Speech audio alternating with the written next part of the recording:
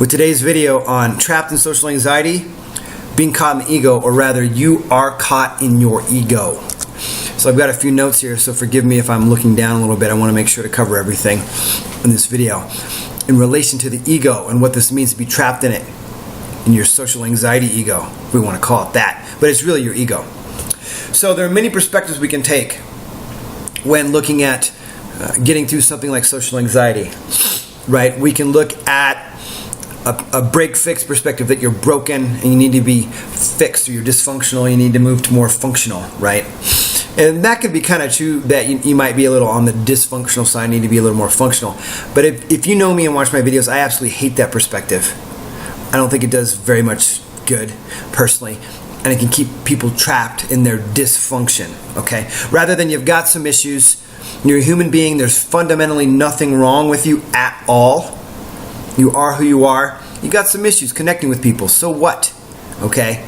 We're going to work through these, right? Together we're going to figure it out. And we have to figure out what's best for you, just as I had to figure out what's best for me.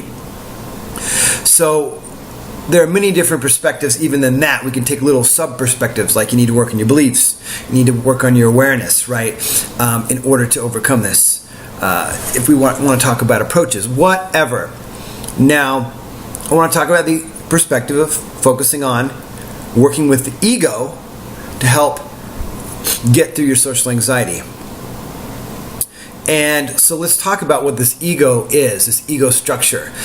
And what it is, it's a structure, it's a type of psychological structure, it's a type of mental structure, emotional structure that helps keep us safe out of danger, especially in social situations, in social contexts, because we're very social creatures as human beings, right? And I'm taking this online course that's about human development and consciousness and human evolution. And the instructor was talking about how our base survival instinct, as we grew more socially complex, this ego structure developed to protect us from social danger. Okay? And this is in my words, not his words, but in my words. So our basic survival instinct, which is that which makes us run from the wolf that's coming at you, or get under cover when a big storm comes, hide in the cave when the snowstorm comes, is good.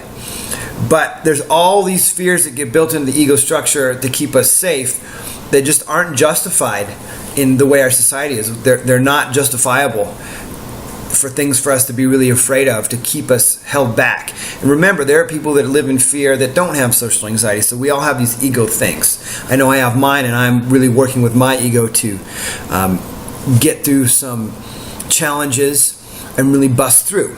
I'm doing this work too. I don't have nearly as much to do with social anxiety as you might, because I've done a lot of that, but or I don't have that really, but you might have your challenge, okay?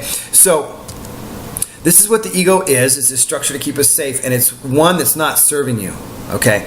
Now the interesting thing is that in Latin, ego means I, okay? But if we take this ego and see that you are not, the I that sees the ego is not it. So you start to learn, we have to learn to start to separate from this, okay? Let me get to that in a bit, because what I want to say is the first thing, and I'm going to probably be talking about this in a lot of videos because I'm really onto it, is you have to have this desire to burn the ego away, okay? If you don't have the desire to burn the ego away, if you just kind of want to dance around and play and be like, I'm going to just test it and let it, not gonna work very well. You've got to want to challenge this sucker, okay? And the notions, the preconceived notions that it has of your self-image and image of others and what you think other people are like, and certainly all the bad, nasty things you say in your head about yourself. You need to challenge all these, okay?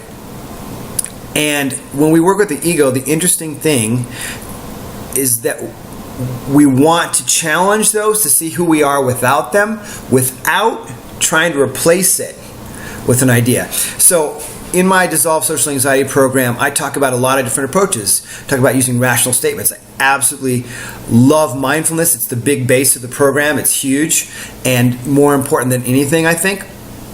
And that's what we're working with on the ego-based approach, is what can we do what is possible when we remove those self-limiting thoughts, conversations, even emotions.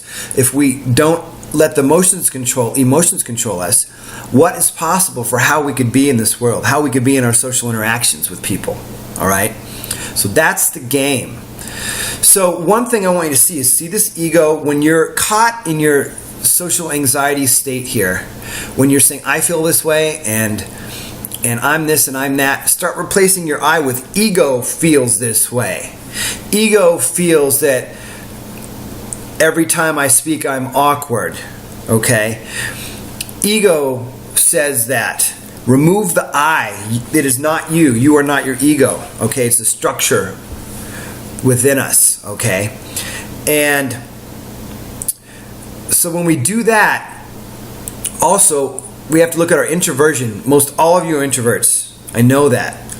We have to separate your introversion from your ego. That's a characteristic of you that is sort of difficult to change. And it's not a bad thing, right? You own your introversion. I talk about that.